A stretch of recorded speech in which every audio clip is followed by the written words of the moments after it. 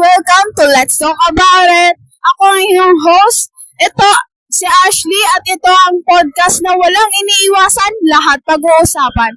At hindi ako nag-iisa ngayon dahil may nagbabalik, kaya i-welcome natin ang ating guest, Ms. Jessa Bautista. So, hi Jess, kumusta? Anong feeling na nakabalik ka dito ngayon? Excited ako kasi new episode ko. And kasama na naman ako. New story na naman na ipakikita mo sa podcast mo. So, dahil, napabalitaan ko na nag-increase daw yung, ayun na.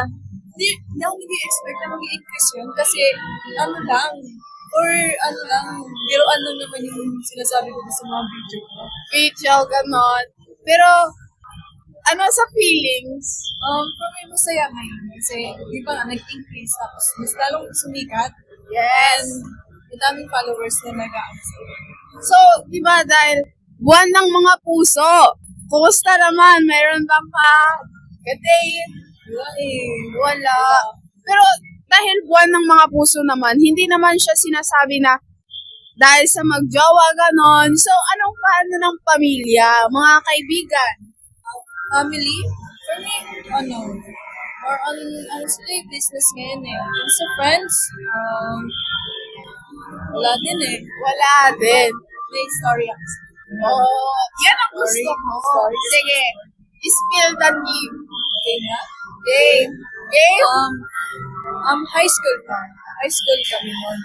Then, nagsimula lahat, friends kami. Friends lang talaga. Oo, sige. Babae, lalaki? Yes. Girl. Girl, okay. Girl. Hindi ko alam kung ano yung naging dahilan niya lahat.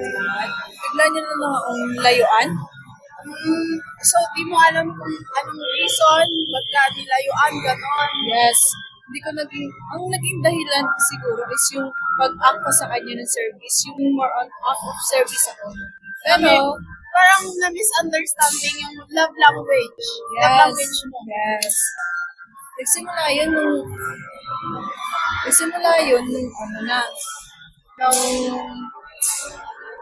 High school days nyo. yes. Tapos, yun nga, pero hindi kayo nagkaroon ng closure or hindi kayo nagkausap ng friend mo dati. Hindi na, simula nun.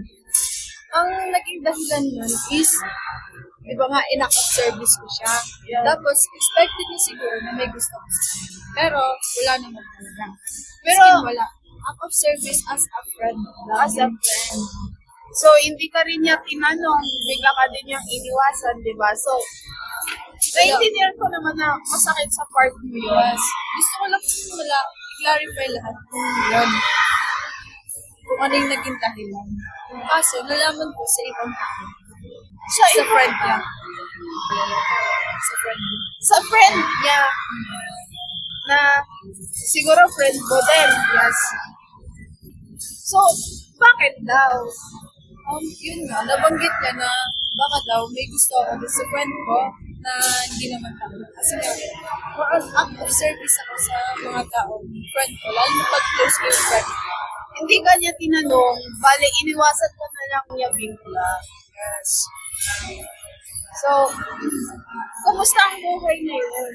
Ngayon sa akin, naging aral ko na lang yun. Kasi simula nun, hindi na ako nag-service sa iba. More on parang pinawasan ko na lang yung pag-act of service ko. Kasi parang nabibigyan ng meaning.